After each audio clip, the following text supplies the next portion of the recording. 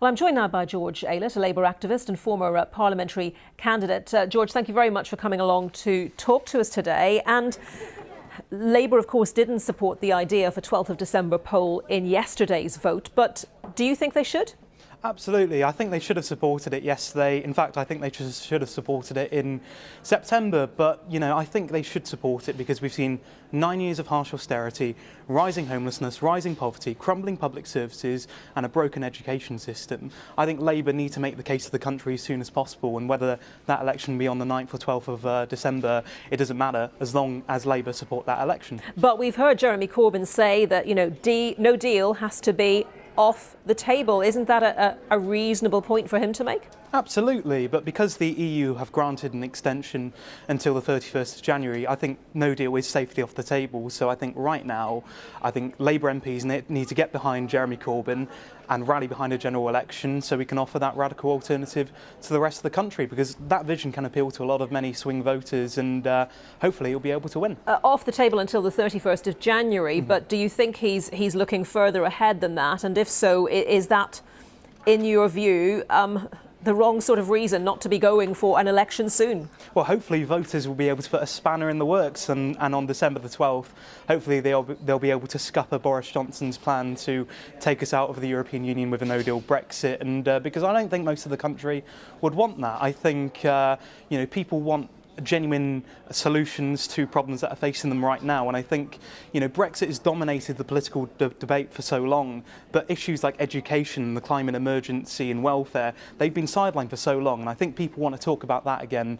And I think Jeremy Corbyn offers the right solutions for those issues. What do you make then of his poor ratings, very poor ratings in many polls? Well, that's the thing.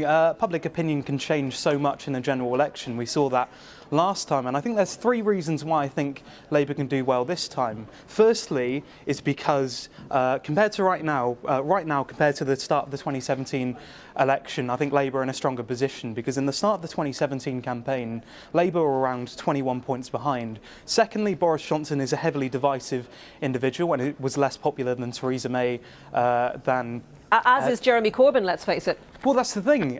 Thirdly, the third point I was going to make is that the British election study found that around 50% of voters right now are floating voters, and that is unprecedented in British history. And I think why Jeremy Corbyn can appeal is because he offers the right policies. For example, heavily popular policies like public ownership of rail, water and energy, scrapping tuition fees and a living wage. And I think that message can resonate with a lot of people. What do you think it's going to do for Labour if there is a vote for this election in December, which Labour has either abstained or voted against? In other words, if they haven't taken grip of it, it seems.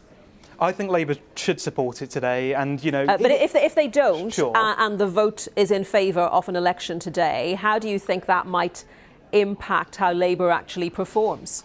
I think it wouldn't look too great on Labour. I mean, I think some people have said, having an election in December is quite uncommon, and it is uncommon. But we have had, if the motion passes today, this will be the 5th election in British political history to be held in December. And you know what? The last one in 1923, the outcome of that, we had a Labour government. So hopefully, fingers crossed, they'll do it again. Sorry to rush you because we're nearly out of time, but just Sure. one final question. I mean, do you think there will need to be some sort of electoral pacts in certain areas for, candidates to win who are either supportive of remaining or another referendum? Do you think that's going to need to happen?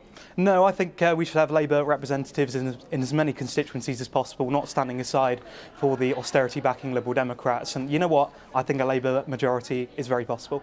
OK, George Aylett, thank you very much for your time today.